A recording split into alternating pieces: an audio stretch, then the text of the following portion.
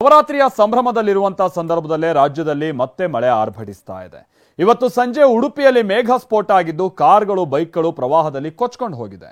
ಮತ್ತೊಂದು ಕಡೆ ವೃದ್ಧನನ್ನ ಮಳೆ ಬಲಿ ಪಡೆದ್ರೆ ಇನ್ನೊಂದು ಕಡೆ ಬೆಳೆ ನುಂಗ್ ಹಾಕ್ತಾ ಇರುವಂತದನ್ನ ನಾವು ನೋಡ್ತಾ ಇದೀವಿ. ಮತ್ತೆ ಮಳೆ ಆರ್ಭಟ ರಾಜ್ಯದಲ್ಲಿ ಹೇಗೆ ಕಂಡು ಬರ್ತಾ ಇದೆ ಅದು ಈ ಸಮಯದಲ್ಲಿ ಬನ್ನಿ ನೋಡೋಣ.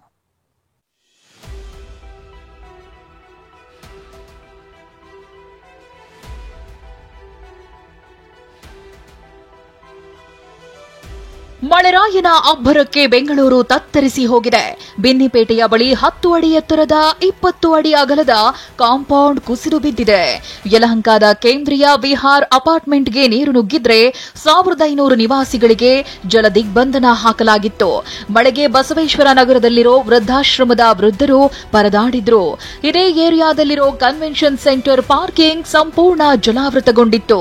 ಟಿ ದಾಸರಹಳ್ಳಿಯ ಮಹೇಶ್ವರಿ ನಗರದ ಮನೆಗಳಿಗೆ ನೀರು ನುಗ್ಗಿ ದಿನಸಿ ಬಟ್ಟೆ ನೀರು ಪಾಲಾಗಿದ್ವು. ನಗರದ ಬಹುತೇಕ ಕಡೆಗಳಲ್ಲಿ ಮಳೆರಾಯ ಅವಾಂತರಗಳನ್ನೇ ಹೊತ್ತು ತಂದಿದ್ದ.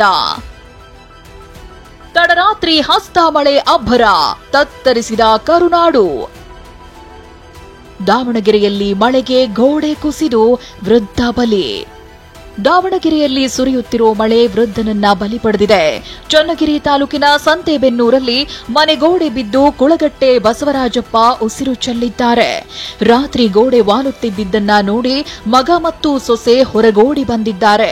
ಆದರೆ ವೃದ್ಧ ಹಾಸಿಗೆಯಿಂದ ಎದ್ದು ಬರುವಷ್ಟರಲ್ಲಿ ಗೋಡೆ ಬಿದ್ದೇ ಬಿಟ್ಟಿದೆ. ಇನ್ನು ವಿಷಯ ತಿಳಿಯುತ್ತಿದ್ದಂತೆ ಸ್ಥಳಕ್ಕೆ ಬಂದ ಚನ್ನಗಿರಿ ತಹಶೀಲ್ದಾರ್ ರುಕ್ಮಿಣಿ ಬಾಯಿ 5 ಲಕ್ಷ ಪರಿಹಾರ ನೀಡಿದ್ರು. ಮೇಘ ಸ್ಫೋಟ, ತೇಲಿ ಹೋದ ಕಾರು, ಬೈಕ್. ಉಡುಪಿ ಜಿಲ್ಲೆಯ ಹೆಬ್ರಿಯಲ್ಲಿ ಇಂದು ಸಂಜೆ ಮೇಘ ಸ್ಫೋಟಗೊಂಡಿದೆ. ಮುದ್ರಾಡಿ ಗ್ರಾಮದ ಬಲ್ಲಾಡಿಯಲ್ಲಿ ಬಮ್ಮಗುಂಡಿ ಹೊಳೆಯಲ್ಲಿ ಹಠಾತ್ ಪ್ರವಾಹ ಉಂಟಾಗಿ ರಬ್ಬರ್ ತೋಟಕ್ಕೆ ನೀರು ನುಗ್ಗಿದೆ.